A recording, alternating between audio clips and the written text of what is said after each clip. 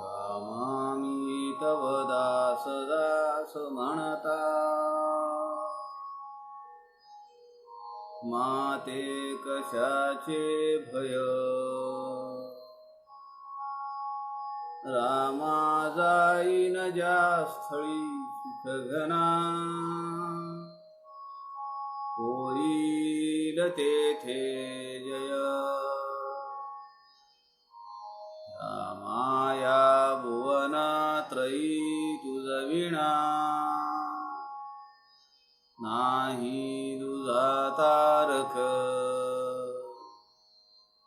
रामा तू सकलार्थ पूर्ण करिशी, तू तात मी बालक.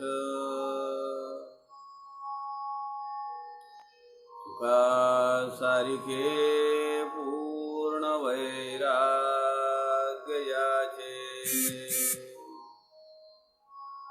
वसिष्ठापरी ज्ञान योगेश्वराचे. कवी वाल्मिकी सारिखा मान्य ऐसा,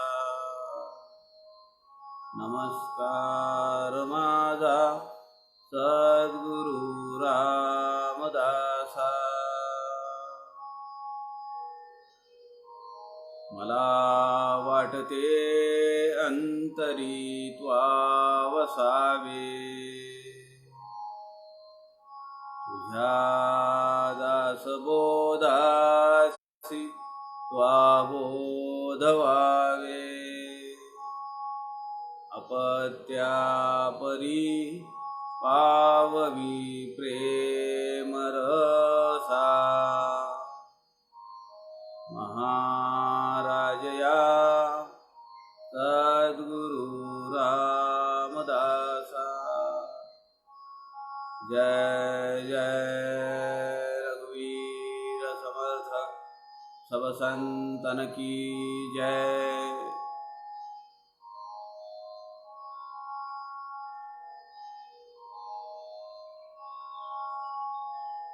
सज्जनांनो नमस्कार. संत समागम या लाईव्ह फेसबुक पेजवरून आदरणीय प्रवीणजी शास्त्री यांच्या सूचनेप्रमाणे समर्थ रामदासांच्या मनाचे श्लोक, दासबोध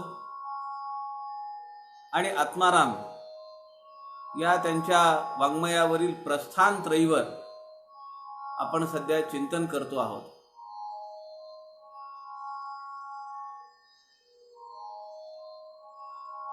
दोन महिने होऊन गेले. रोज समर्थांची वाङ्मयीन पूजा आपण सगळे मिळून करतो आहोत. समर्थांच्या ग्रंथाचा, दासबोध ग्रंथाचा अभ्यास करणं, श्रवण करणं, मनन करणं, त्यावर चिंतन करणं आणि तो आपल्या आचरणात आणणं ही समर्थांची वाङ्मयीन पूजा आहे. त्यामुळे जशी आपली घरातली देवाची, उपास्य देवतेची, देवघरातल्या देवांची आपण नीटनेटकी, शुद्ध, पवित्र अशी पूजा करतो, तशीच ही पूजा आपण करतो आहोत. या सध्याच्या कोरोना संसर्गाच्या लॉकडाऊन परिस्थितीत हा काळ सुसह्य व्हावा, संयमितपणे जगता यावा आणि थोडी मनाला उभारी यावी, चैतन्य यावं, केवळ हाच उद्देश या पाठीमागे नाहीये. पण यापुढे आपल्या नित्याच्या वाचनामध्ये, नित्य उपासनेमध्ये दररोज एक समास असला पाहिजे. संध्याकाळची थोडी उपासना असली पाहिजे. मग त्यामध्ये काही करुणाष्टक आहेत, रामरक्षा आहे, भीमरूपी आहे, मनाचे श्लोक आहेत. जे आपल्याला शक्य होईल ते आपण सगळं केलं पाहिजे.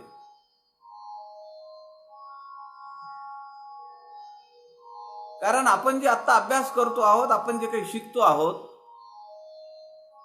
समर्थांचं चरित्र जे पाहतो आहोत, त्या वाङ्मयाशी, समर्थांच्या चरित्राशी आणि एकंदरीतच समर्थ रामदासांच्या जीवनाशी आपण अखंड अनुसंधान ठेवलं पाहिजे. लॉकडाऊन पुरतं मर्यादित होता असा विषय नाहीये. मग त्यासाठी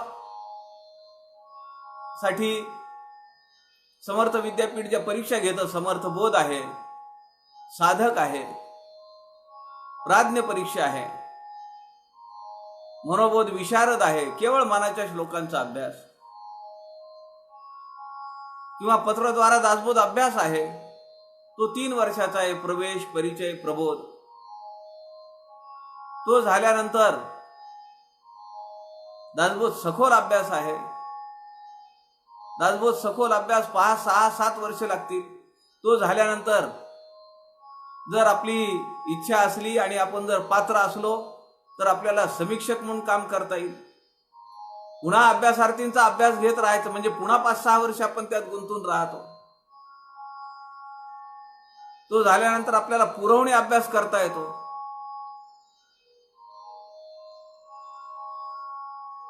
पुन्हा 10-15 वर्ष आपण त्यात गुंतून राहतो. म्हणजे आयुष्य कधी संपेल याचा नेम नाही. आता काय झालं, कंटाळा आला असं म्हणायचं कारणच नाही. ही जी मी सगळी यादी सांगितली, ही किमान 30-35 वर्षे माणसाची घेऊ शकतात, जर आपलं आयुष्य असेल तर.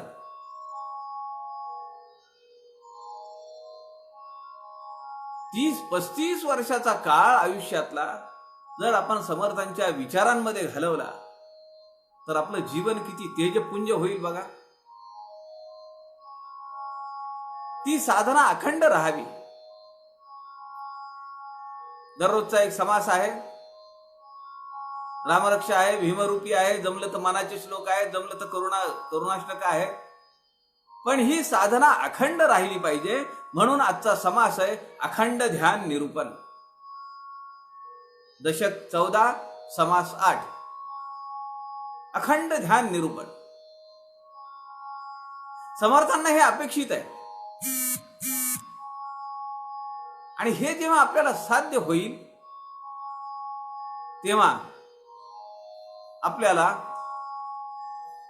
जे आपलं स्वस्वरूप आहे, निज स्वरूप आहे, आत्मज्ञान आहे, मोक्ष आहे, कैवल्य आहे, या सगळ्यांची प्राप्ती व्हायला काही उशीर नाही. पण ती साधना मात्र अखंड असली पाहिजे. समर्थ म्हणतात सगुण उपासनेमध्ये उपास्य दैवत आहे आणि उपासक आहे. 2 गोष्टी आहेत. तशी तिसरी गोष्ट आहे ती म्हणजे उपासना. पण आपण ती तिसरी गोष्ट जरी बाजूला काढली तरी पण उपास्य दैवत एक आहे आणि उपासक आहे. द्वैत आहे. पण जर ध्यानधारणा केली, त्या पुढचा टप्पा समाधी अवस्थेमध्ये जर आपण जाऊन पोहोचलो तर द्वैत संपत आणि केवळ अद्वैत शिल्लक राहत. जो जप करतो आहे तो आणि ज्याचा जप करायचा आहे तो, हे दोघं जण आहेत. पण जर आपण अजपाजप केला तर तो पुढे समास आहे. त्याला स्वरूपानंद स्वामी म्हणतात सोहम साधना. धरिता सो, सोडिता हम, जप चाले सोहम सोहम. त्या जपामध्ये तर कुणीच नाहीये, जप करणारा पण नाहीये, ज्याचा जप करायचा तो पण नाहीये. पण त्याच्या अधिष्ठानावर तो जप चालू आहे. आपला श्वास चालू आहे ना, तो आपण चालू ठेवतो का? आता मी श्वास घेतो, आता मी सोडतो. ते धडे द्यायला ठीक आहे, प्राणायाम कसा करायचा, अनुलोम कसा करायचा, विलोम कसा करायचा, कुंभक कसा करायचा, रेचक कसा करायचा, हे सांगताना ठीक आहे. पण साधारणपणे आपण आपल्या जेव्हा कामामध्ये गर्क असतो, आपल्या जीवनामध्ये आपण कार्यरत असतो, तेव्हा आपल्याला काही लक्षातही येत नाही की आपण श्वास घेतलाय, धरलाय, सोडलाय. पण ती अव्याहत प्रक्रिया चालू आहे. आणि त्याला समर्थ म्हणतात सोहम साधना किंवा अजपाजप.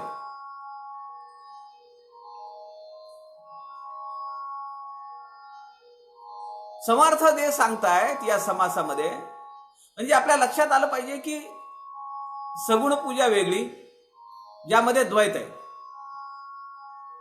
पुढचा टप्पा आहे ध्यान. आपण म्हणतो बघा, मी ध्यानाला बसतो सकाळी 15 मिनिट, किंवा आपण कुणाला फोन केला, मग ते घरातून फोन उचलतात, ते सांगतात एक अर्ध्या तासाने केला तर चालेल का, कारण त्या आता ध्यानाला बसलेले आहे. साधनेमध्ये, आध्यात्मिक साधनेची सुरुवात झाल्यानंतर एका टप्प्यावर ध्यान आहे. ध्यानाच्या पुढे समाधी आहे. त्या समाधीमध्ये भाव समाधी आहे, निर्विकल्प समाधी आहे. तशा तर 4 प्रकारच्या समाधी आहेत. पण ध्यान धारणेच्या नंतर समाधी आहे. समर्थांना ही ध्यान धारणा, समाधी हे सगळ्याच्या पलीकडे जाऊन त्यांना जे या समासात सांगायचंय ते आहे अखंड ध्यान.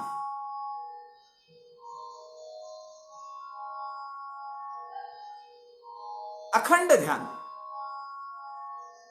समर्थ म्हणतायत या सगळ्या चराचरामध्ये एकच परमात्म तत्व भरलेलं आहे, आणि ते तत्व माझ्याकडनं सगळी कर्मे करून घेत आहे. याचं अखंड स्मरण असणं म्हणजे अखंड ध्यान.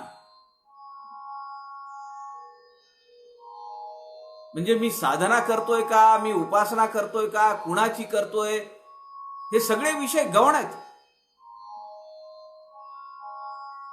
पण एकमेव परमात्म तत्व आहे की जे या सगळ्या चराचराला चालवतंय आणि माझ्याकडनं सगळी कामं करून घेत आहे. त्याच्याशी माझं संधान असणं, त्याचं मला कायम स्मरण असणं म्हणजे अखंड ध्यान आहे.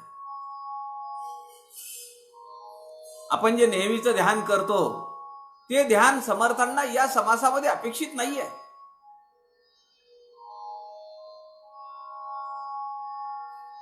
या समासामध्ये समर्थांनी केवळ ध्यानधारणा, समाधी एवढ्या पुरता सीमित हा समास ठेवलेला नाहीये. आपण असा विचार केलेला आहे किंवा चिंतन केलेलं आहे, 11व्या दशकानंतर साधारण प्रत्येक समासामध्ये 99% समासामध्ये एखादा समास राहून गेला असेल, परंतु आध्यात्मिक पातळीवरची साधना करणारा ज्ञानी असलेला महंत किंवा तो अधिकारी पुरुष तो समाजासाठी झटतो आहे. याचा कुठं ना कुठं तरी एक सूत्र समर्थ दासबोधातल्या प्रत्येक समासात सांगताय. समर्थांनी या समासातही सांगितलंय, वैयक्तिक साधना करीत समाजाच्या उद्धारासाठी झटणाऱ्या लोकसंग्रहाकडे ओवी क्रमांक 14 ते 17 मध्ये त्याचं विवेचन आलेलं आहे. समासाचं नाव काय? अखंड ध्यान धारणा. मग मी जे सामाजिक काम करतो आहे, वैयक्तिक तर करतोच, प्रपंच आहे, या सगळ्या गोष्टी आहेत, पण एखाद्या संस्थेचं काम करतो आहे, एखाद्या मंदिराचं काम करतो आहे, एखाद्या ट्रस्टचं काम करतो आहे, एखादी चळवळ चालवतो आहे, ही सगळं काम करत असताना सुद्धा साधकाच्या अंतःकरणामध्ये ही अखंड धारणा असली पाहिजे की तो आहे आणि तो हे सगळं करून घेतो आहे. मग अशा वेळी समर्थ म्हणतात की कुणी बरा आहे कुणी वाईट आहे असं म्हणायचं काही कारण नाही. कारण सगळ्या चराचरामध्ये त्याला त्याचं तत्व दिसलं पाहिजे. या समासाच्या शेवटच्या 10 ओव्यांमध्ये समर्थांनी एक मार्मिक प्रसंग उभारलाय आपल्या समोर आणि आपल्याला त्याचा हसायला पण येतं. आणि समर्थ म्हणतात तो ज्या त्या प्रसंगातून सांगतायत की आपण जे प्रचलित ध्यान आहे,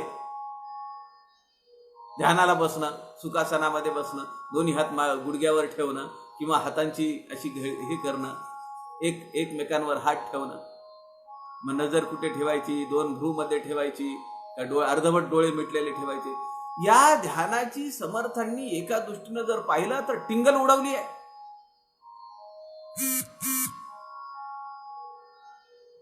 आमचे परमपूजनीय तात्यासाहेब गाडगीळ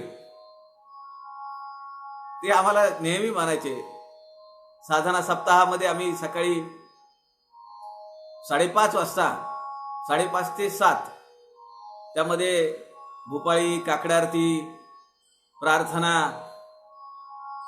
हे सगळं झाल्यानंतर 15 मिनिटं ध्यान आणि त्यानंतर मग श्रीराम जयराम जय जयराम म्हणत शिवतरघळीमध्ये समर्थांच्या दर्शनासाठी जायचं. तात्यासाहेब गाडगीळ विनोदानी म्हणायचे, ध्यानाचं काही ध्यान लागत असतं का? आपणही एक ध्यानच आहे. म्हणजे मी तिथं बसलेलो असलो, खरंच सांगतो, म्हणजे आता मी घळीमध्ये नाहीये आणि घळीतले फार कमी लोक आहेत या समूहावर, सांगायला काही हरकत नाही, पण ते डोळे मिटले की कसलं ध्यान आलंय. अनेक विचार, मग कुणाचा तरी खाकरण्याचा आवाज येतो, तिकडे लक्ष द्यायचं. असं वाटतं शेजारच्यानी मांडी बदलली आहे, तिकडे लक्ष द्यायचं. एखादा पक्षी झाडावर येतोय, पहाटेच्या वेळी तो कुहू कुहू कुहू आवाज करतो, तिकडे लक्ष जातं. पायाला कळ लागते, मुंग्या येतात. 2-2, 3-3 दिवस समाधी अवस्थेमध्ये, ध्यानावस्थेमध्ये बसणारे लोक आपण ऐकलेले आहेत, पाहिलेले आहेत, पण आपल्याला 5 मिनिट ध्यान लागत नाही. म्हणून तात्यासाहेब गाडगीळांचं मला नेहमी मला असं वाटायचं की ते माझ्याकडे बघून म्हणतायत का काय की या ध्यानाचं कसलं ध्यान लागणार आहे. पण सज्जन हो, समर्थांनी या समासामध्ये अत्यंत सोप्या शब्दामध्ये आपलं नेहमीचं ध्यान, समाधी, आपल्याला त्याचाही थोडा थोडा विचार करावा लागणार आहे.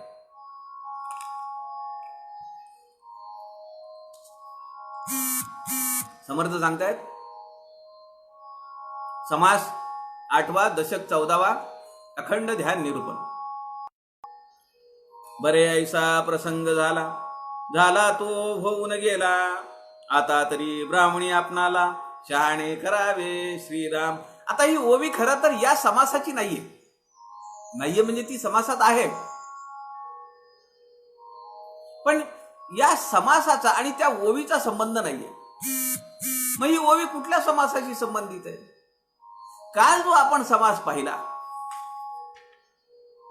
युगधर्म निरूपण, त्या समासाशी संबंधित असलेली ओवी आहे.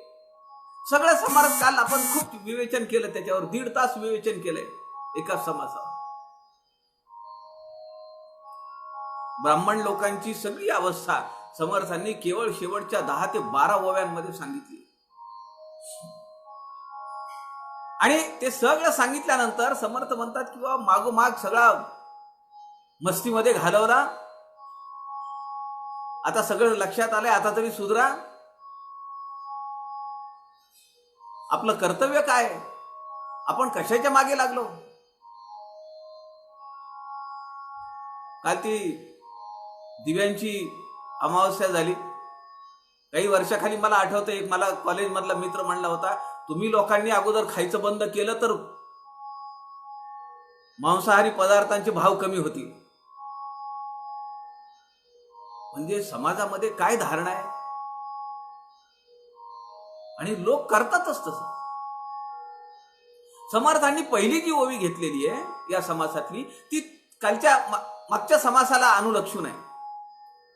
बरे ऐसा प्रसंग झाला तो होऊन गेला, जाऊ द्या तिकडे.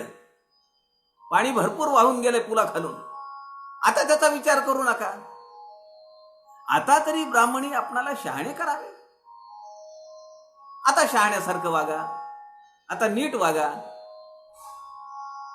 आपलं काम काय आहे, आपण कशासाठी जन्माला आलो, आपण समाजाला काय दिलं पाहिजे, समाज आपल्याकडून कशाची अपेक्षा करतोय, याचा विचार करून वागा. देव पूजावा विमळ हस्ती, तेणे भाग्य पाविजे समस्ती. मूर्खा भक्त व्यस्ती, दरिद्र पाविजे श्रीराम. आधी देवास ओळखावे, मग अनन्य भावे भजावे.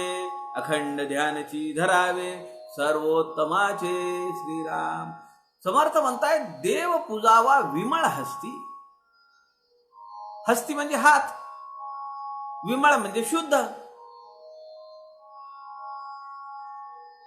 म्हणजे कोणत्या साबणाने धुतले का कोणता सॅनिटायझर मारलेले हात. आता सध्या तर काय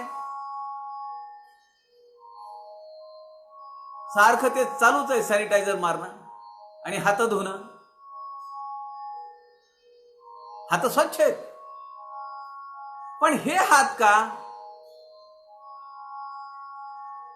हात स्वच्छ असून काय उपयोग आहे.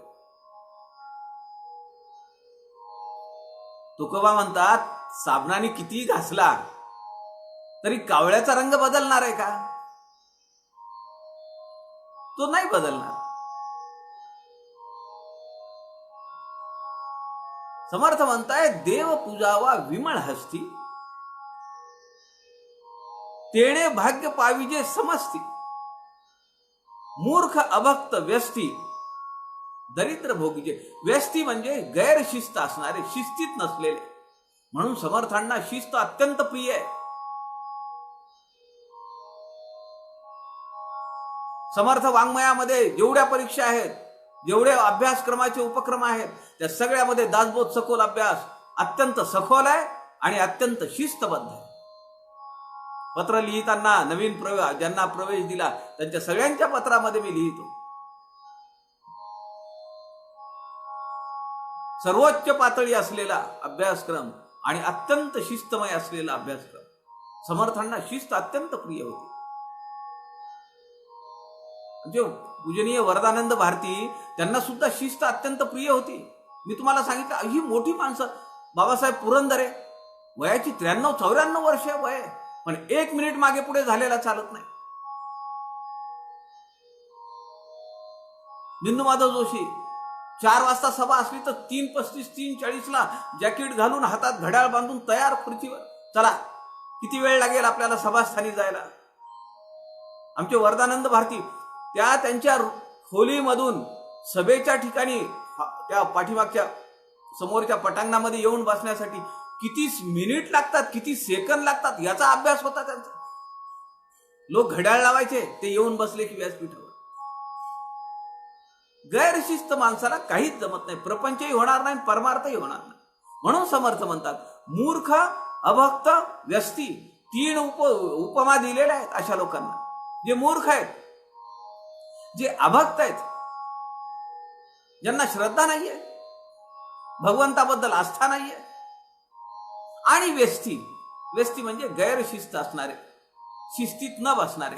या तिघांना समर्थ असं म्हणतात की दरिद्र भोगावं लागेल. सकाळी उशिरा उठायचं, दुपारी झोपायचं. म्हणजे मी या बाबतीमध्ये एक अभ्यासच केलेला आहे. 50 वर्षाच्या खाली वय असणारे आणि काही व्याधी नसणारे, साधारण असे लोक म्हणतोय मी. आता एखाद्याला काही व्याधी असेल तो भाग सोडून द्या, पण 50 वर्षाच्या खाली जर माणूस, ती व्यक्ती 6 वाजेपर्यंत उठत नसेल आणि दुपारी 1-1.5 तास झोपत असेल तर मी म्हणतो त्यांनी त्याच्या आयुष्याचा नाश केलेला आहे. हे कदाचित पटणार नाही आपल्याला, पण मी पाहिलेलं आहे, मी अनुभवलेलं आहे हे सगळं. 5:30-6च्या नंतर झोपणं, पहाटे सकाळी, पहाट कसली, सकाळच म्हणायला पाहिजे, आणि पुन्हा दुपारी झोपायचं.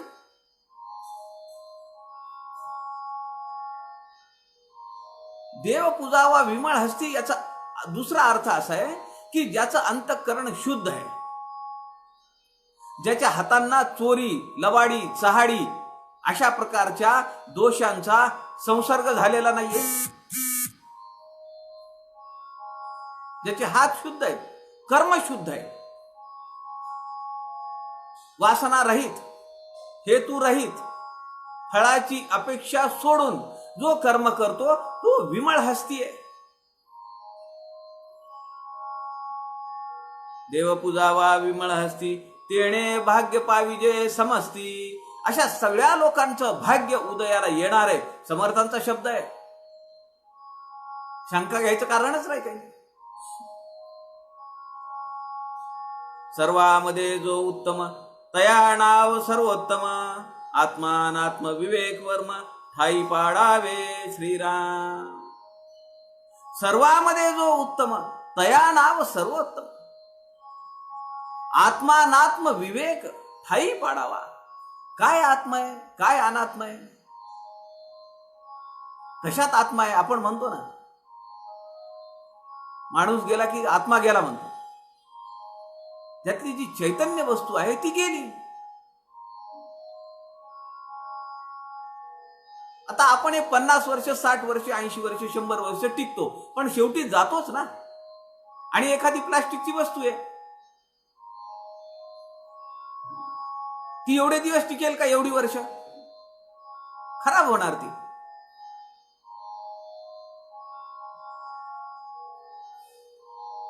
म्हणून समर्थ म्हणतात, आता हा जो आत्मानात्म विवेक आहे, हा सहजासहजी साधकाच्या पचनी पडत नाही. रामकृष्ण परमहंस दक्षिणेश्वरीला आले, काली मातेची पूजा करायला लागले, अत्यंत भावविभोर अवस्थेत. लोक म्हणायला लागले, तू पागल हो गया पुजारी. आणि त्यांना ते रस्त्याने जात असताना लोक या शब्दांनी बोलायचे, पागल पुजारी जा रहा है. ते राणी रासमणींचं मंदिर होतं त्यांनी बांधलेलं, त्यांच्या कानापर्यंत ही खबर गेली. राणी रासमणींनी भावाला पाठवलं. ते म्हणले, जाऊन बघून तर ये, तू जे काही त्या गदाधर नावाच्या मुलाला पूजेसाठी थांबवलेलं आहेस, लोक तर त्याच्याबद्दल काही बाई बोलतायत. देवीची पूजा व्यवस्थित व्हायला पाहिजे, सालंकृत पूजा व्हायला पाहिजे, आपल्याकडनं चूक होऊ नये बरं का, तू जाऊन बघून तर ये. राणी रासमतीचा भाऊ एके दिवशी गुपचूप आला आणि त्याने खिडकीतून पाहिलं.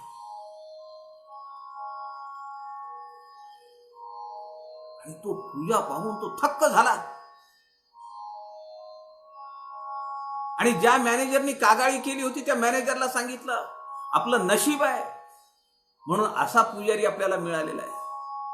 आता जर तू त्याच्याबद्दल कुणाशी बोलशील तर तुझी नोकरी घालतो, तुला या नोकरीवरून काढून टाकतो.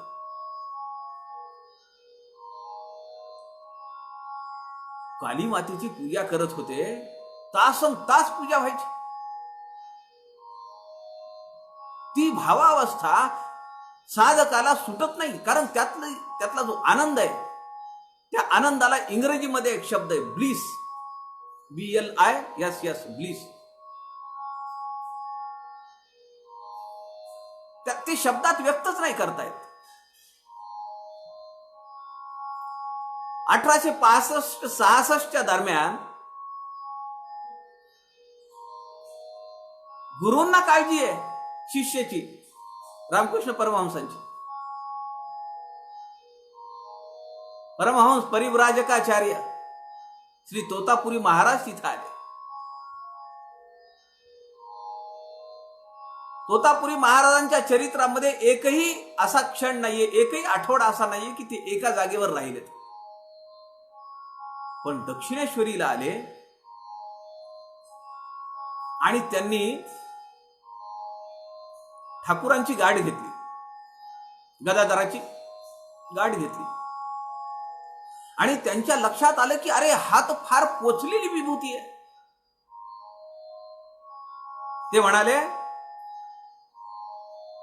थांब मी तुला वेदांत साधना शिकवतो.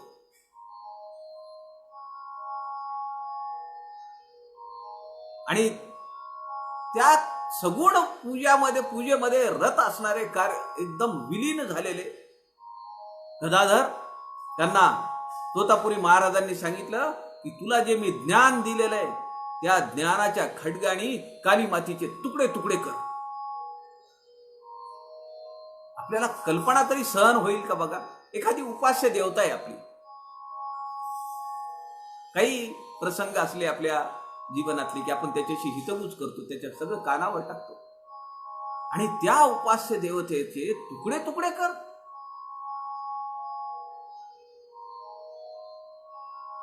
पण ती मानसिकता तयार होईना गदाधरांची. तोतापुरी महाराजांनी त्या झोपडीमध्ये इकडे तिकडे पाहिलं, एक काचेचा तुकडा पडलेला होता, तो घेतला आणि 2 बोईच्या मध्ये फिरवला. रक्ताची धार लागली आणि त्या भाव समाधीतून काली मातेची भावना त्यांच्या अंतःकरणात जागृत होती, ती होती भाव समाधी. तो तुकडा फिरवला आणि त्या भाव समाधीतून ठाकूर म्हणजे गदाधर निर्विकल्प समाधीत गेले. कुणी नाही तिथे, उपास्य दैवत नाही, उपासक नाही, उपासना नाही, काही नाही. केवळ एकच आहे की ज्याच्या सत्तेवर हे सगळं चालू आहे. त्याला आकार नाही, रंग नाही, रूप नाही.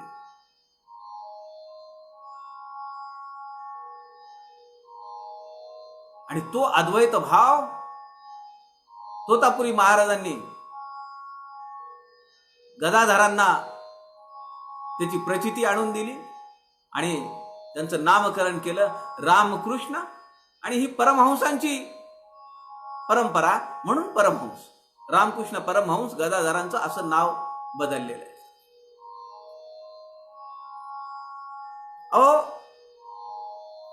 स्वामी विवेकानंद एका ठिकाणी म्हणतायत, काशीपूरला विलायतेतून आले, परदेशातून आले आणि मग काही दिवस थोडे दिवस अशा ठिकाणी राहिले की लोकांनी, त्यांच्या गुरुबंधूंनी त्यांना खूप आग्रह केला की आता एवढी वर्ष तुम्ही बाहेर होता, थोडे आमच्याकडे येऊन राहा. मग स्वामी विवेकानंद अचलपूर, काशीपूर, दिल्ली अशा काही ठिकाणी राहिले. आणि काशीपूरला एकदा असताना 1897ची गोष्ट आहे. काशीपूरला असताना काही शिष्य जमा झाले आणि त्यांनी विचारलं की ध्यान आणि समाधी यातला फरक काय, किंवा समाधीमध्ये भाव समाधी आणि निर्विकल्प समाधी यातला फरक काय. स्वामी विवेकानंदांनी जे सांगितलंय, स्वामी विवेकानंद म्हणतात भाव समाधी म्हणजे आपली जी इष्ट देवता आहे, उपास्य देवता आहे, त्याचा भाव अंतःकरणात ठेवणे. उपास्य देवता, समजा हनुमंत ही माझी उपास्य देवता आहे आणि मी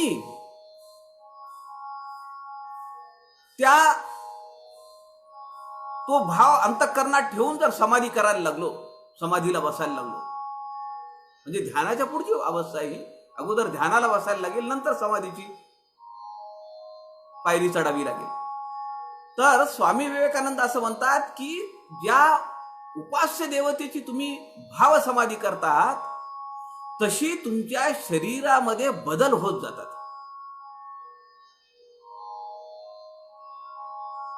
विलक्षण आहे. आणि याचा अनुभव किंवा याची साक्ष स्वतः रामकृष्ण परमहंस आहेत.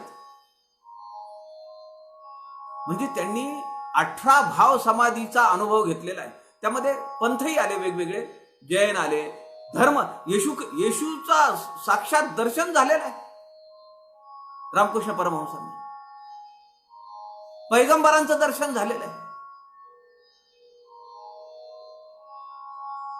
स्वामी विवेकानंद म्हणतात आमच्या ठाकूरांनी अशी 18 भाव समाधीची प्रचिती घेतलेली आहे.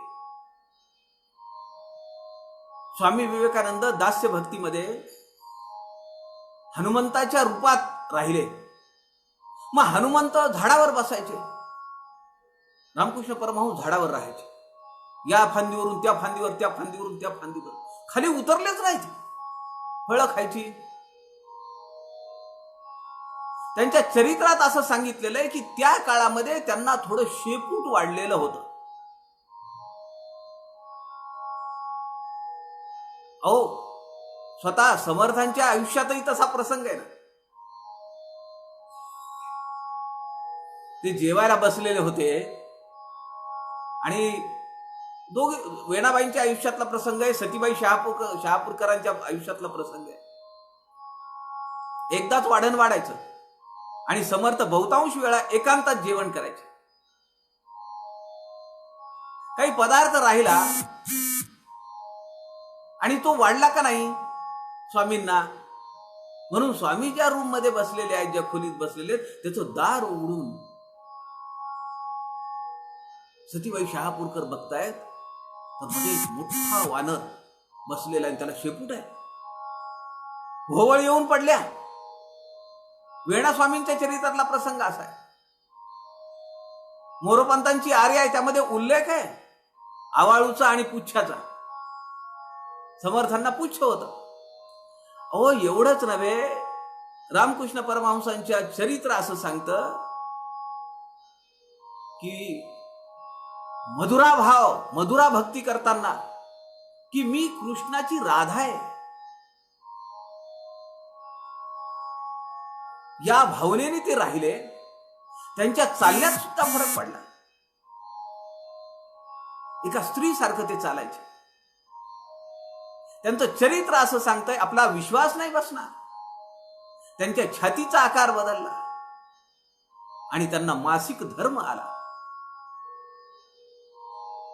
आपल्याला पटेल का हे? पण स्वामी विवेकानंद सांगताय, रामकृष्ण ठाकूरांचं चरित्र सांगताय. अत्यंत अलौकिक चरित्र आहे रामकृष्ण परमहंसांचं. 18 भाव समाधीची प्रचिती ठाकूरांनी घेतलेली आहे. सगळी शरीराची ठेवण, हालचाल, हावभाव सगळे त्याप्रमाणे होतात. पण समर्थांना या समासामध्ये निर्विकल्प समाधी अपेक्षित आहे, अखंड ध्यान धारणा.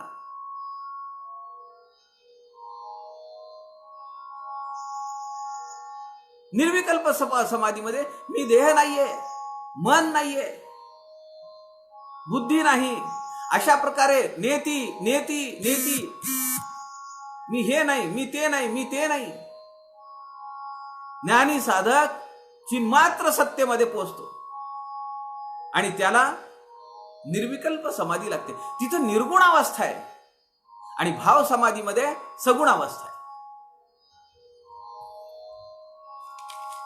पुढे समर्थ सांगतात, तो सकळ देहामध्ये वर्ततो, इंद्रिये ग्राम चेष्टवितो, प्रचितीने प्रत्यय येतो, प्राणी मात्री श्रीराम, प्राणी मात्री जगदांतरे, म्हणून राखावी अंतरे, दाता भोक्ता परस्परे, सकळ काही श्रीराम. निर्विकल्प समाधी किंवा अखंड ध्यान अनुसंधान जे आहे, अखंड ध्यान निरूपण समर्थांना जे अपेक्षित आहे ती अवस्था. समर्थ म्हणताय की ते जे चैतन्य आहे ते सगळ्या देहांमध्ये वर्तत, सगळ्या देहांमध्ये व्यान रूपाने ते सगळीकडे फिरतय. इंद्रिय ग्राम चेष्टवितो, चेष्टा करून घेतोय सगळ्या इंद्रियांच्या अवयवांकडनं, सगळी कामं करून घेतोय. प्रचितीने प्रत्यय येतो, प्राणी मात्री याची प्रचिती घेता येते. समर्थ सांगतायत प्राणी मात्री जगदांतरे, म्हणून राखावी अंतरे. म्हणून समर्थ म्हणतायत राखावी बहुतांची अंतरे. का? त्या सगळ्या बहुतांमध्ये ते एकच तत्व आहे की जे सगळीकडे व्यापून आहे. कुणाचा राग, कुणाचा लोभ,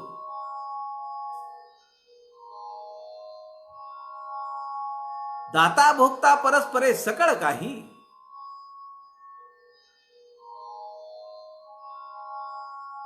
मुळी पाहणार तो एकला, सकळा ठाई विभागला, देह प्रकृतीने झाला भिन्न भिन्न श्रीराम.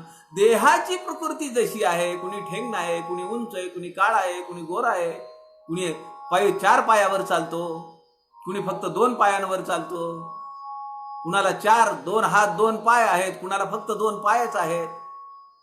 ही जी सगळी विविधता आहे, पण त्या विविधतेमध्ये एक समान तत्व आहे की जे सगळ्यांच्या अंतर्यामी वसलेलं आहे. अहो, मला तुम्ही सांगा, जसं समर्थ म्हणतायत, समर्थांच्या चरित्रातले प्रसंग आहेत, तुकाराम बुवांच्या चरित्रातला प्रसंग आहे, एकनाथ महाराजांच्या चरित्रातला प्रसंग आहे. शूलभंजन डोंगरावर साधना करत असताना एकनाथ महाराज समाधीत जायचे आणि त्या काळामध्ये एक मोठा काळ सर्प यायचा. तो त्यांच्या कमरेभोवती विळखा द्यायचा आणि त्यांच्या डोक्यावर एक आच्छादन धारण करायचं. जेव्हा समाधी उतरलेली असायची तेव्हा एक गुराखी यायचा, एक धनगर यायचा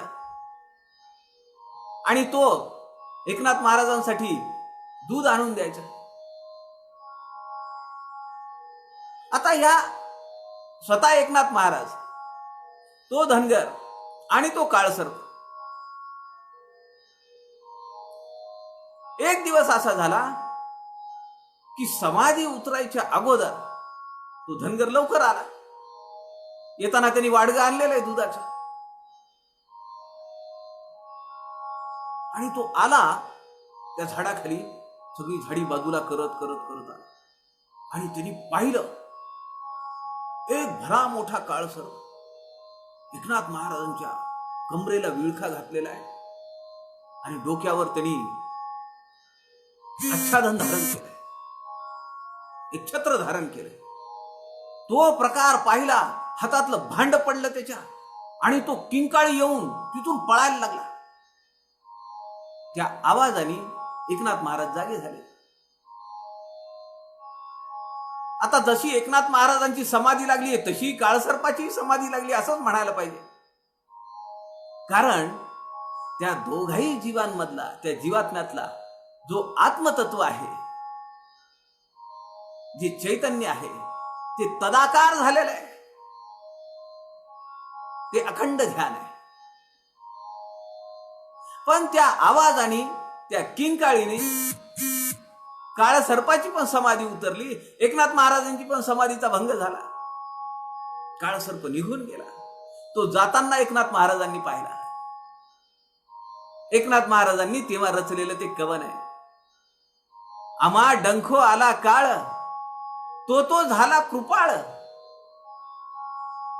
डंख करण्यासाठी आला पण तो कृपाळू झाला. भली ओळखी झाली आता, अनेक दिवसाचा सहवासानी त्या काळाची आणि एकनाथ महाराजांची ओळख झाली आहे, मैत्री झाली आहे. चित्त मिनली से चित्ता, देही फिटला देहो भाव, तेथे काळची झाला वाव, एका जनार्दनी पाही जिन्या मरणा सुरस नाही. काय म्हणतायत एकनाथ महाराज? सगळं चरित्र, तो प्रसंग सगळा या अभंगात आलाय. तो काळ सर्प डंख करण्यासाठी आला होता, पण त्याच्याही लक्षात आलं याच्यातलं तत्व माझ्यातलं तत्व एकच आहे. ऋषी मुनींच्या आपण पाहिलेलं आहे, ते शास्त्र ग्रंथांमध्ये त्याची प्रचिती आहे, त्याचं वर्णन आहे. एकाच पाणवठ्यावर शेळी येते, वाघ येतोय, हरिण येतोय, साप येतोय, मुंगूस येतोय. मैत्र भाव, कारण अखंड ध्यान, सर्वोत्तमाचं असलेलं ध्यान आहे. भिन्न भाषे देहाकारे, प्रस्तुत एकची अंतरे, बोलणे चालणे निर्धारे, त्यासीच घडे श्रीराम. समर्थ म्हणतात भिन्न भाषे देहाकारे. देह भिन्न आहे, देह वेगवेगळा आहे, म्हणून तो भास आहे, म्हणून त्यामध्ये विविधता आहे. हे असं नाही, ते तसं नाही, इथं असा फरक आहे, तिथं तसा फरक आहे. हे सगळं वरच्या आकारामुळे झालंय. काय भुललासी वरलिया रंगा, उस डोंगा परी रसनो हे डोंगा. ते जे तत्व आहे आत असलेलं ते वेगळं आहे. वरच्या रंगावर आकारावर भुलण्यात अर्थ नाहीये. आपुले पारिखे सकळ लोक, पक्षी स्वापद पश्चादिक, किडा मुंगी देहधारक, सकळ प्राणी श्रीराम. किती समर्थांनी आपुले पारिखे सकळ लोक. आपल्या घरामध्ये विविधता आहे, स्वभावामध्ये विविधता आहे, आणि आपल्यावर अनेक जन्मांचे संस्कार आहेत ना. अनेक जन्म झालेले, त्याची कुणी वेगळं सांगावं लागेल का भविष्य? दूध ओतून घेत असताना आपण फू करतो त्यावर, साय येऊ नये म्हणून, आणि ते फू करत असताना डोळे मिटले जातात. म्हणजे आपण मागे कुठेतरी मांजरीच्या जन्मात होतो. राग येऊन कुणाला लाद घातली म्हणजे मागे कुठेतरी आपण एखाद्या अश्वाच्या जन्मात होतो. राग येऊन कधीतरी चावतो,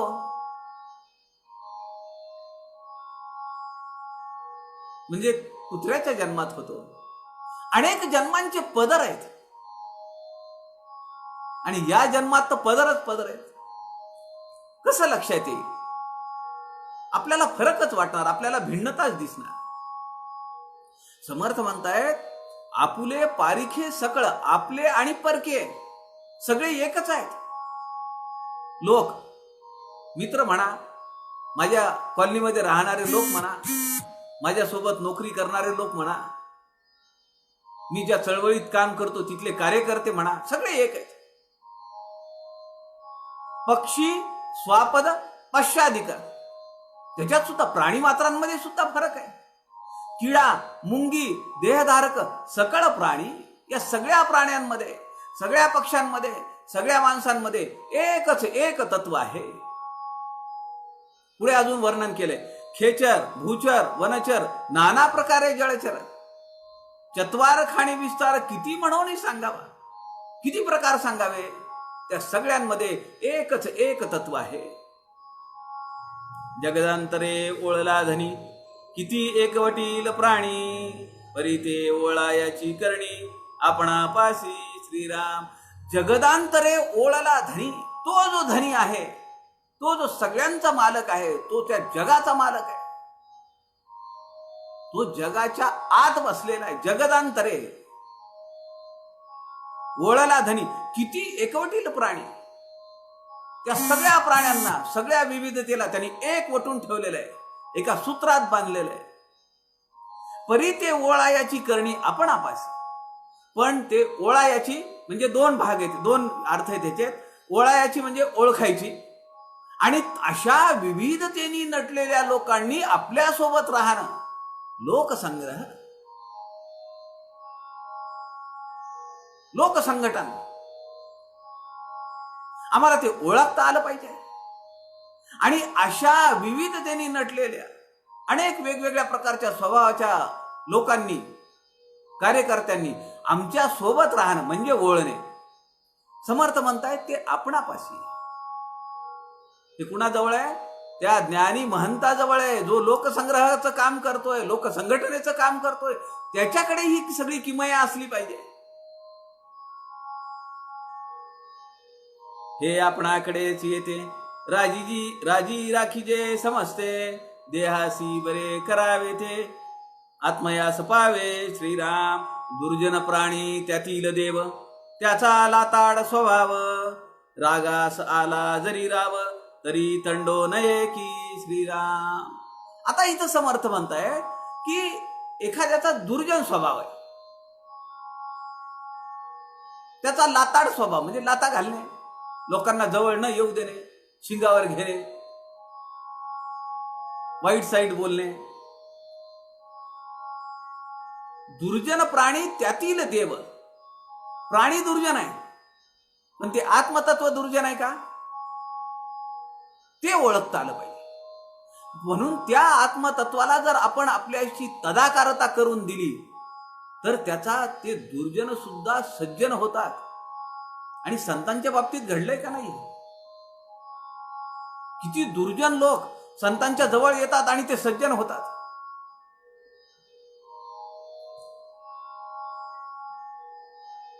राजी राखी जे समजते, सगळ्यांना राजी केलं पाहिजे, सगळ्यांना खुश ठेवता आलं पाहिजे, त्याचा लाताड स्वभाव. रागास आला जरी रावत तरी तंडो नये की, असा जर एखादा रागीट माणूस असेल, आपल्या घरामध्ये एखाद्याचा स्वभाव रागीट असतो, आपण ज्या समाजाचं काम करतो आहोत, ज्या चळवळीचं काम करतो आहोत, ज्या संस्थेचं काम करतो आहोत, त्या संस्थेतले कार्यकर्ते पदाधिकारी तेही तसे एखाद्या वेळी असू शकतात. आपल्यासोबत नोकरी करणारे, आपल्यासोबतचे जे मित्र आहेत, जे काम करणारे लोक आहेत, कर्मचारी आहेत, त्यांचाही स्वभाव तसा असू शकतो. पण त्याला सुधारता आलं पाहिजे. ही टेक्निक समर्थ या समासामध्ये आम्हाला सांगतायत, ते करता आलं पाहिजे आपल्याला. प्रसंगी सांडीच करणे, पुढे विवेके विवरणे, विवेक सज्जनची होणे, सकळ लोकी श्रीराम. प्रसंगी सांडीच करणे, असा जर तो रागिष्ट माणूस असेल, त्याच्यासोबत तंडून काही उपयोग आहे का? मग जर तो सुधारत नसेल किंवा आपली कॅपॅसिटी नसेल, प्रसंगी सांडीच करणे, त्याला बाजूला ठेवणे, सोडून देणे, जास्त नादी नाही लागणे. पुढे विवेके विवरणे, पण आपला जो विवेक शाबूत ठेवून आपण इतरांशी तसं वागलं पाहिजे, त्याच्यासोबत तंडत राहायचं आणि आपली मानसिकता खराब करून घ्यायची. आणि विनाकारण मग तो राग किंवा ती चिडचिड दुसऱ्या माणसाच्या अंगावर चढते. विनाकारण त्याला आपण रागावतो, विनाकारण त्याच्यावर आपण चिडतो. का? तर त्याच्याकडून आपल्याला मिळालेला तो आहेर आहे आणि तो आपण इकडे देतो. खरं तर काही गरज आहे का तसं काही करायची? गरळ आणि अमृत झाले, परी आपपण नाही गेले, साक्षत्वे आत्मयास पाहिले, पाहिजे तैसे श्रीराम. अंतर्निष्ठ जो पुरुष, तो अंतर्निष्ठेने विशेष, जगामध्ये जो जगदीश, तो तयास ओळखे श्रीराम. असा जो ज्ञानी पुरुष आहे, ज्यांनी अखंड ध्यान ह्याची साधना केलेली आहे, तो अंतर्निष्ठ आहे. तो अंतर्निष्ठेने विशेष विशेष साधना आहे ही. ध्यान धरणे, समाधी आणि निर्विकल्प समाधी यामध्ये फरक आहे. आता ध्यानाची प्रक्रिया जर आपण बघितली, अष्टांग योग पतंजलींचं जे सूत्र सांगतं, त्यामध्ये हे 8 योग आहेत. 8 योगामध्ये एक ध्यान आहे. यम, नियम, आसन, प्राणायाम, प्रत्याहार, धारणा, ध्यान आणि समाधी आहे. शेवटी अष्टांग ह्या 8 पायऱ्या आहेत. यम म्हणजे काय? अहिंसा, सत्य, अस्तेय, ब्रह्मचर्य आणि अपरिग्रह. साठा करणे, संग्रह करणे, सत्य बोलणे, ब्रह्मचर्य पालन करणे, अहिंसा, हे 5 प्रकारचे यम आहेत. नियम, शौच असणे, शुद्धता असणे, अंतर्बाह्य शुद्धता, संतोष, समाधानी असणे, तप करणे, कायिक, वाचिक, मानसिक तिन्ही पातळ्यांवर तप झालं पाहिजे. एखादं काम हातात घेतलेलं आहे, मग ते तिन्ही पातळ्यांवर केलं पाहिजे. तप म्हणजे काय? फक्त जप करणे का? समर्थांनी टाकलेला तप केलं म्हणजे काय फक्त 24 तास जपच करत होते का? कायिक, शरीराने तप केलं पाहिजे. वाचिक, चांगलं बोललं पाहिजे, वाईट बोलता उपयोगी नाही. कुणाला लागेल, कुणाला दुखावेल कुणाचं अंतःकरण, असं बोलता उपयोगी नाही. मानसिक, मनाने वाईट चिंतने नाही. कायिक, वाचिक, मानसिक. ईश्वर प्राणिधान, निर्हेतुक साधना, अपेक्षा न ठेवता काम करेल. काही फळ मिळेल म्हणून काम करणे नाही. आसन, आपली बैठक ती किती स्वच्छ असली पाहिजे, कशावर बसायला पाहिजे, त्याचा खूप मोठा विचार केलेला आहे त्यामध्ये. म्हणून आम्ही दासबोध सखोल अभ्यास पूर्ण ज्यांचा झालेला असतो, अशा साधकाचा सत्कार करताना आम्ही त्याला घोंगडीचं एक आसन देतो, एक जपाची माळ देतो, एक 100 पानी वही देतो आणि पेन देतो की त्यांनी श्रीराम जय राम जय जय राम काही वाचिक मानसिक जप झाला पाहिजे, त्यांनी लिहिलं पाहिजे, रोज त्या आसनावर बसलं पाहिजे, जपाची माळ दिली पाहिजे. कुठलंही प्रमाणपत्र पूर्ण झाल्यानंतर मिळत नाही. प्रत्याहार, आहारावर नियंत्रण, काय खायचं केव्हा खायचं बघितलं आपण 2 दिवसाखाली कशा उड्या पडल्या ते. काही काही वेळा लाजच वाटते, शरम येते आपल्याला. सध्या दिवस काय परिस्थिती आहे, लॉकडाऊन चालू आहे, रोजचा आकडा काही कमी होत नाही. पण का तर काय उद्यापासून श्रावण लागणार आहे, काय त्या बाटल्या घेण्यासाठी गर्दी, काय त्या दुकानांवर गर्दी. प्रत्याहार, आहारावर नियंत्रण, धारणा, काय हवंय काय नको, किती असलं पाहिजे, किती धारण केलं पाहिजे, कशाची मला गरज आहे. ध्यान 7वी अवस्था आहे ती. अष्टांग योगामध्ये 7वी पायरी आहे, 7वं अंग आहे. एखाद्या गोष्टीवर किंवा भावावर, एखादी गोष्ट किंवा भाव, त्या भावावर मन एकाग्र करणे आणि त्या भावावर ते टिकवणे, एकाग्र झालेलं मन म्हणजे ध्यान आहे. ध्यानाला बसल्यानंतर आपल्या अंतःकरणामध्ये, आपल्या डोळ्याच्या डोळ्यामध्ये, या डोळ्यात नव्हे त्याच्या डोळ्यामध्ये कोण पाहतोय तो, तिथं तो भाव स्थिर झाला पाहिजे. मग सुखासनात बसावं लागतं, मनाला निर्विषय करावा लागतो, त्याशिवाय ध्यान कसं लागेल. प्राणायाम, श्वसनावर नियंत्रण पाहिजे,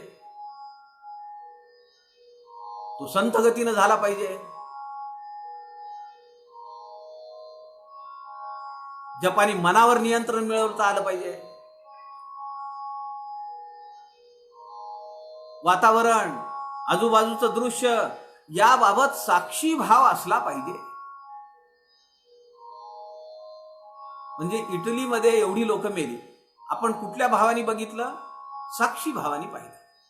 आपल्याला दुःख झालं का, आनंद नाही झाला, दुःख नाही झालं, आपण फक्त ते आकडे पाहिले. स्वामी विवेकानंद आणि त्यांचे सगळे मित्र ध्यानाला बसले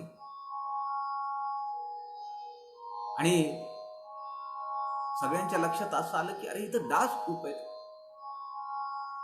मग सुरुवातीला कुणी असे डोळे बंद करून असं करायला लागलं. हळू डोळा उघडून बघितला, पलीकडचा एक जण गेलाय, इकडचा एक जण गेलाय, मीच बसलोय. एक एक करून सगळे उठले, केवळ स्वामी विवेकानंद जागेवर बसलेले. जसा एकनाथ महाराजांच्या भोवती जो काळ सर्प होता ध्यानाला बसलेला समाधी अवस्थेमध्ये, तसे स्वामी विवेकानंदांच्या अंगावरचे डास ध्यानाला बसले होते. अहो, ही लहानपणी ही सगळी मुलं खेळत बसली. स्वामी विवेकानंदांना तेव्हापासूनची धारणा आहे ती. आणि एक साप जवळ आला, सगळी पोरं पळून गेली. साप आला. सगळ्या मुलांनी जाऊन आईला सांगितलं, भुवनेश्वरी देवींना सांगितलं की आम्ही एका झाडाखाली बसलेलो होतो तिथं.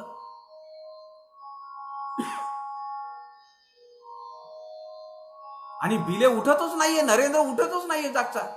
आई धावत आली. आई म्हणाली, अरे तू साप नाही बघितला, हे सगळे साप साप साप ओरडत होते. नरेंद्रने सांगितलं, मला तर माहितीच नाही काही. साक्षी भावनेने पाहणं, ते ध्यानामध्ये जमलं पाहिजे. मनाची संतुलित अवस्था म्हणजे ध्यान, अशी व्याख्या स्वामी विवेकानंदांनीच केलेली आहे. मनाची संतुलित अवस्था म्हणजे ध्यान. मग हे ध्यान कसं करता येतं, त्यामध्ये प्रकारही आहेत. एक ओंकार साधनेने करता येतं, दुसरं सोहम साधना, अजपाजप, आणि तिसरं आहे प्राणायाम. आता आपण जे निर्विकल्प हे जे अखंड ध्यान निरूपण पाहतो आहोत,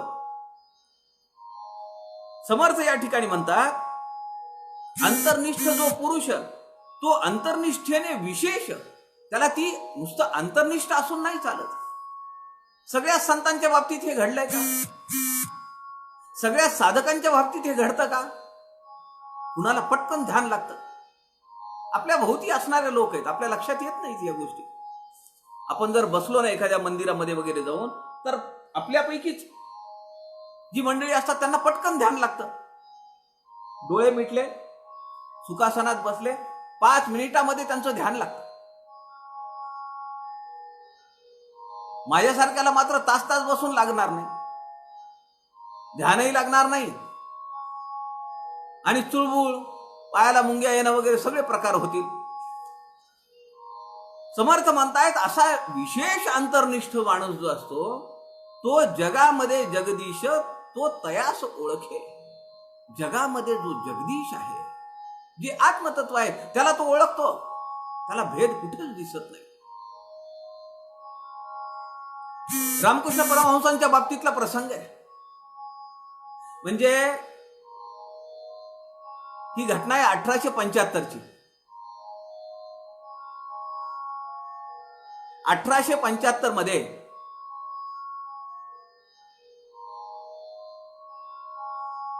शारदा माता तेव्हा 19 वर्षाच्या असतील. बघा, शारदा माता आणि ठाकूर यांच्यामध्ये 18 वर्षाचं अंतर आहे. 18 वर्षाचं अंतर आहे, आणि दोघांनी लग्नाच्या अगोदर सांगितलेलं आहे. ठाकूरांनी सुद्धा सांगितलं की माझ्या जीवनात सहधर्मचारिणी जी येणार आहे ती कुठे आहे? जयरामवटीत आहे. आणि शारदा मातांनी सुद्धा सांगितलेलं आहे. 18 वर्षांनी आपल्यापेक्षा मोठा असणारा, लोकांनी हसायला चालू केलं ना, एवढा मोठा असतो का मुलगा नवरदेव? पण ते दोघं दाम्पत्य जीवनामध्ये आले. पण शारीरिक आकर्षण काही होतं का? अलौकिक आहे. हो, रामकृष्ण परमहंसांचं चरित्र अत्यंत विलोभनीय आहे, अलौकिक आहे, अद्भुत आहे. आपला सहजासहजी विश्वास बसत नाही.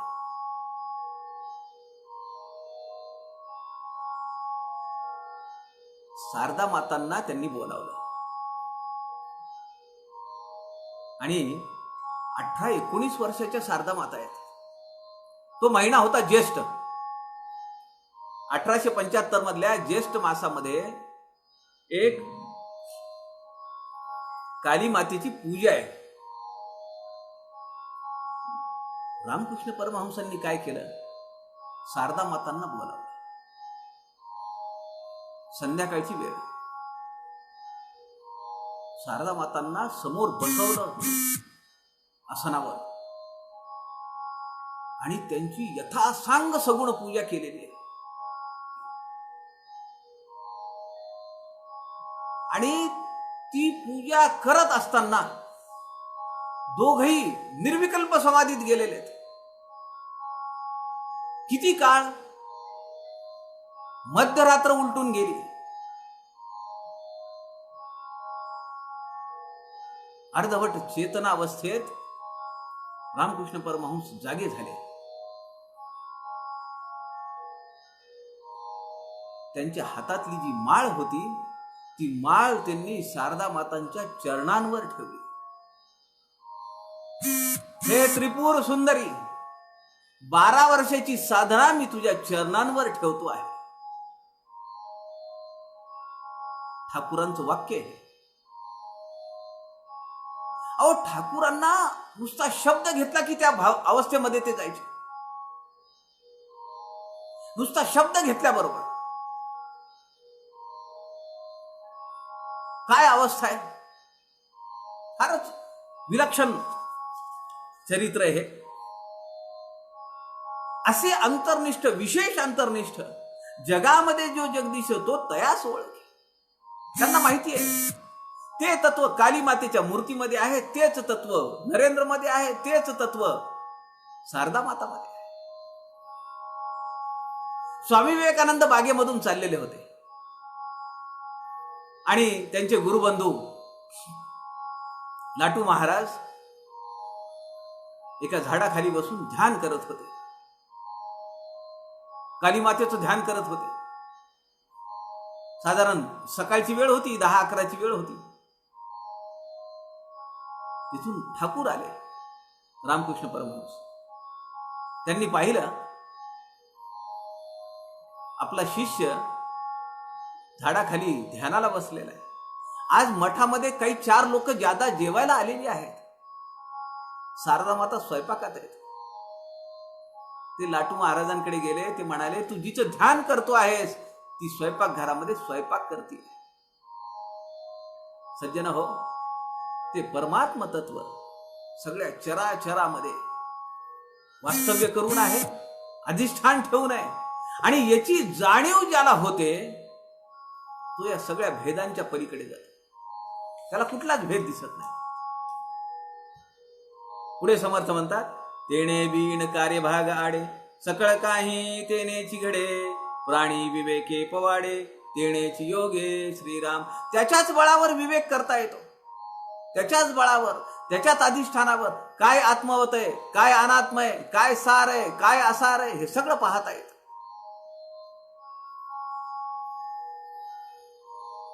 आता पुढची जी ओवी आहे, ओवी क्रमांक 24, 49 ओव्यांचा समास आहे. आपला तुम्हाला विश्वास बसणार नाही, पण मला असं वाटलं होतं की अखंड ध्यान निरूपण या ध्यान अवस्थेबद्दल काय बोलावं आपण. अखंड ध्यान निरूपण आणि पुढचा जो समास आहे शाश्वत निरूपण, हे दोन्ही समास तसे एका दृष्टीनं गहन आहेत. आपल्याला 5-10 मिनिट वेळ उरेल असं मला वाटत होतं. पण अखंड ध्यान निरूपण 49 ओव्यांपैकी आपली आत्ता आपण 24व्या ओवीपर्यंत आलेलो आहोत. पण आज हा समास आपण पूर्ण करू. जरा तातडीनं जाऊ, तातडी जेवू घाली, त्याप्रमाणे करू आपण. आता या ओवी क्रमांक 24 ते 40 पर्यंत समर्थांनी अखंड ध्यानाचं वर्णन केलंय. अखंड ध्यान समर्थांना जे अपेक्षित आहे तेच समर्थ या 24 ते 40 या ओव्यांमध्ये सांगतायत. अखंड ध्यानाचे लक्षण, अखंड देवाचे स्मरण, याचे कळता विवरण, सहजची घडे श्रीराम, परिते धरिताही धरेना, ध्यानी येती व्यक्ती नाना, उगेची कष्ट ती मना, कासावी सकरुणी श्रीराम, सहज सांडून सायास, हाची कोणी एक दोष, आत्मा सांडून अनात्म्यास, ध्यानी धरिती श्रीराम. समर्थ म्हणताय तुम्ही ध्यानाला कुणाला धरलं पाहिजे? ते परमात्म तत्व आणलं पाहिजे ध्यानामध्ये. ते सोडून समर्थ म्हणतात अनात्म्याचं ध्यान करता तुम्ही. ध्यानाला बसलं की जे अनात्म आहे, जी एखादी व्यक्ती असेल ती आमच्या समोर येते. अहो, जी स्वतः विनाशी आहे, नाशिवंत आहे, एक दिवस तिचा ऱ्हास होणार आहे, त्या व्यक्तीचं ध्यान करून काय मिळणार? ध्यान देवाचे करावे किंवा देवालयाचे करावे, हेची बरे विवरावे आपले ठाई श्रीराम. तुम्हाला ध्यान कुणाचं करायचंय? देवाचं करायचंय का देवालयाचं करायचंय? व्यक्तीचं करायचंय का व्यक्तीमध्ये अधिष्ठान ज्या तत्वाचं आहे त्या तत्वाचं करायचं? हा देह, हे देवालय, यामध्ये देव आहे, ते आत्मतत्व म्हणजे देव. मूर्ती ध्यान करिता सायासे, तेथे एकाची एकची दिसे, भासो नये तेची भाषे विलक्षण श्रीराम. ध्यानाला बसलो आपण, माझी अवस्था अशीच आहे. अनेक वाईट विचार येतात. काय विचारू नका, कल्पना करता येणार नाही असे विचार. म्हणजे डोळे चालू आहेत तर विचार कमी आहेत, डोळे मिटले ध्यानाला बसतो म्हणून अत्यंत वाईट विचार. ध्यान एकवटतच नाही. बहिर्मुख. आणि एकच विचार आहे का? अनेक विचार, अनेक व्यक्ती. देह देऊळ आत्मा देव, कोठे धरू पाहता भाव, देव ओळखोन जीव, तेथेची लावावा श्रीराम. शरीराचं ध्यान करायचंय का त्या आत्मतत्वाचं करायचंय? आपण विचार केला पाहिजे. ध्यानाला बसल्यानंतर आपल्याला अत्यंत प्रिय व्यक्ती आपल्या समोर येतात, त्यांना बाजूला केलं पाहिजे. त्यातलं चैतन्य आपल्याला धारणेमध्ये आपल्या ध्यानासाठी ठेवलं पाहिजे. ध्यान करायचं नाही असं नाही, पण त्या व्यक्तीमधलं चैतन्य. अंतर्निष्ठा ध्यान ऐसे, दंडक ध्यान अनारिसे, प्रत्येवीन सकळ पिसे, अनुमान ध्यान श्रीराम. अंतर्निष्ठा ध्यान ऐसे. समर्थ म्हणतायत मला जे तुम्हाला ध्यान सांगायचंय ते अंतर्निष्ठाचं ध्यान आहे. दंडक ध्यान अनारिसे. दंडक ध्यान म्हणजे प्रचितीनं आलेलं. सुखासनात बसा, हात दोन्ही गुडघ्यावर ठेवा, डोळे अर्धवट मिटा, हे सगळं दंडक ध्यान आहे. प्रचलित परंपरेने आलेलं, वारशाने आलेलं, पुस्तकांमध्ये सांगितलेलं. समर्थांना ते अपेक्षित नाहीये.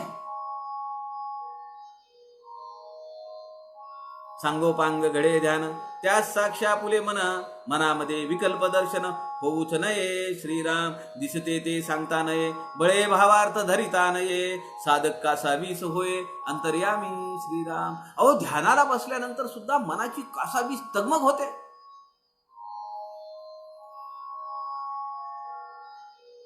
आपल्या उपनिषदकार अलकाताई मुतालिकांचा एक प्रसंग आहे. म्हणजे ध्यानाला बसलेले असताना अक्का स्वामी येत आहेत, अक्का वेलणकर, आणि त्यांच्या आई-वडिलांना घेऊन येत आहेत. अलकाताई मुतालिकांच्या आई-वडिलांना घेऊन येत आहेत. आता हे काही सांगण्याची, त्यांनी मला काही ते सांगायचंय म्हणून सांगितलं नाही, सहज बोलण्यातून गेलं ते. त्या म्हणाल्या, मी काही झोपलेली होते का ते स्वप्न पडायला? मी ध्यानाला बसलेली होते. पण त्या दृष्टांतानी जीवाची कासावीस तगमग होते का नाही? समर्थांनी 350 वर्षापूर्वी ही ध्यानावस्था आणि त्यातली तगमग, त्यातली तळमळ, त्यातला कासावीसपणा इथे शब्दांमध्ये व्यक्त केलेले. तुटक मन एकवटीले, तेने तुटक ध्यान केले, तेथे कोण सार्थक झाले, पहाना का श्रीराम. असल्या ध्यानाने सार्थक होणार नाही. फुटक मन एकवटीले, सतत फिरणार मन आहे. इकडे जा, तिकडे जा, तिकडे जा. फुटक मन एकवटीले, तेने तुटक ध्यान केले. अशा सैरावैर धावणाऱ्या मनाला एक करणं आणि त्यातून खंडित असलेलं ध्यान करणं, तेथे कोण सार्थक झाले, पहाना का श्रीराम. अखंड ध्यानेन घडे हित, तरी तो जाणावा पतित, हाची अर्थ सावचित्त, बरे पहा श्रीराम. ध्यान धरिते ते कोण, ही ओळी फार महत्वाची आहे. ध्यान धरिते ते कोण, ध्यानी आठवते ते कोण, दोन्ही मध्ये अनन्य लक्षण असले पाहिजे श्रीराम. कोण ध्यान करताय आणि कुणाचं ध्यान करताय?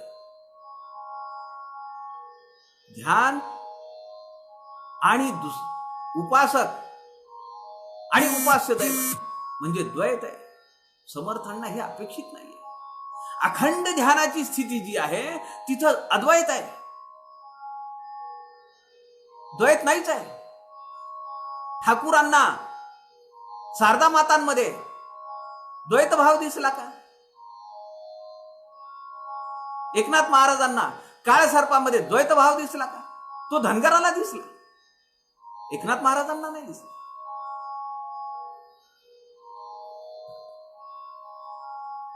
ध्यान धरिते ते कोण, ध्यानी आठवते ते कोण, दोन्ही मध्ये अनन्य लक्षण असले पाहिजे.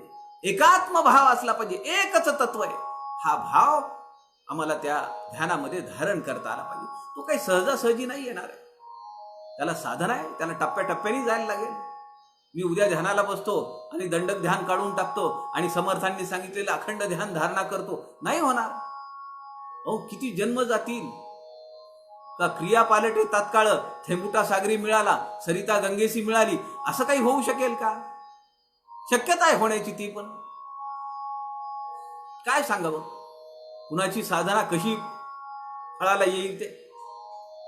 अनन्य सहजची आहे, साधक शोधून न पाहे, ज्ञानी तो विवरो न राहे, समाधाने श्रीराम. स्वामी विवेकानंदांना घेऊन त्यांच्या घरातली सगळी मंडळी निघाली. लहान आहे, बाळ आहे स्वामी विवेकानंद, कमी वय आहे. आणि ज्या बैलगाडीमध्ये ते चाललेले होते, त्या बैलगाडीमध्ये ते झोपलेत आणि सहज वर ध्यान गेलं, वर लक्ष गेलं. आंब्याचं झाड दिसलं, गाडी खाली थांबलेली आहे आणि तिथं स्वामी विवेकानंदांची विकल्प समाधी लागलेली आहे. काय आहे तिथं? कोण उपास्य दैवत आहे? कोण उपासना करतंय? कोण ध्यान धरतंय? पण हा सगळा पूर्वसंचिताचा ठेवा आहे, कॅरीड फॉरवर्ड, योग भ्रष्ट. माऊलींनी जे सांगितलंय ते मिथ्या समाचार उठविती, वावग्याच बोंबा घालिती, मना साणिता अंती, अवघेची मिथ्या श्रीराम. आणि काही जण ह्याच्यामध्ये समर्थ म्हणतायत की त्यांना सिद्धी प्राप्त होते. मिथ्या समाचार उठवती. काही लोक उगीच खोटं नाटक सांगतात, मला याचं दर्शन झालं, मला त्याचं दर्शन झालं, मला आत्मसाक्षात्कार झाला, मला येऊन झालं तेव्हा झालं. कोण आहे तिथे विचारायला खरं का खोटं? काही लोक असे आहे मिथ्या उठविती, काही लोक वावग्याचं बोंबा घालती, त्यांना सिद्धी येते, सिद्धी प्राप्त होते. आणि मग त्या सिद्धीच्या बळावर ते लोकांना आश्चर्यचकित करण्याचा धंदा चालू करतात.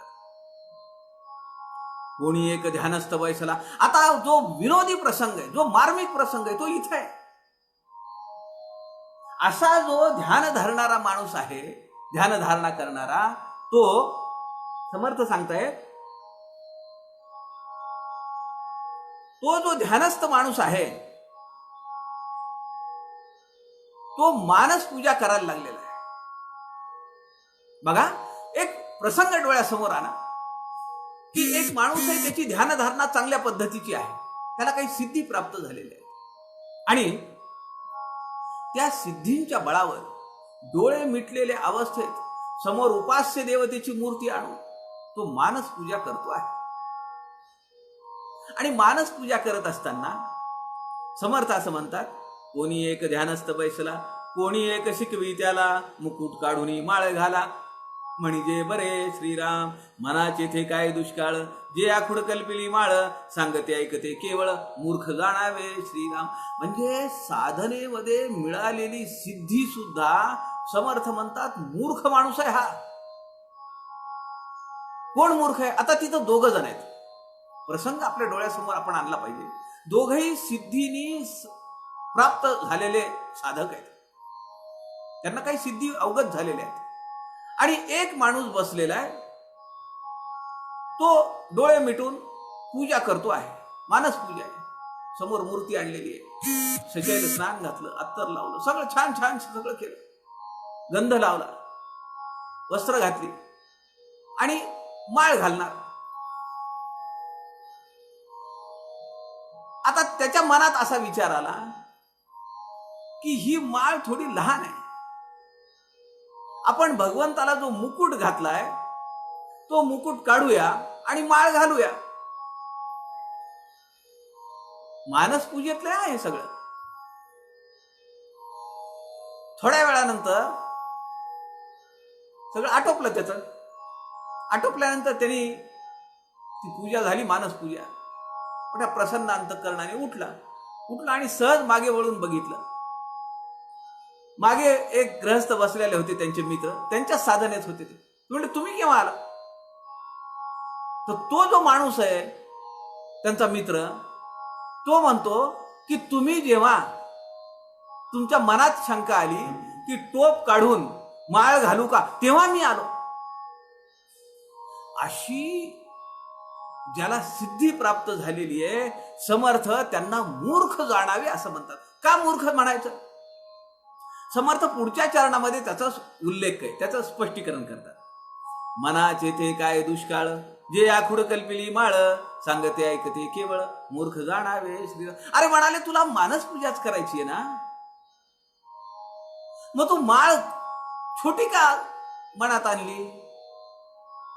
तिथं वैजयंती माला असली पाहिजे, श्रीकृष्णाने धारण केलेली, कधीही न सुकणाऱ्या फुलांची माळ, मोत्यांची माळ, स्फटिकांची माळ, रुद्राक्षाची माळ, आणि ती मस्त लांब आहे, जशी आम्ही समर्थांना माळ घातली आहे तशी, अगदी पायापर्यंत आहे.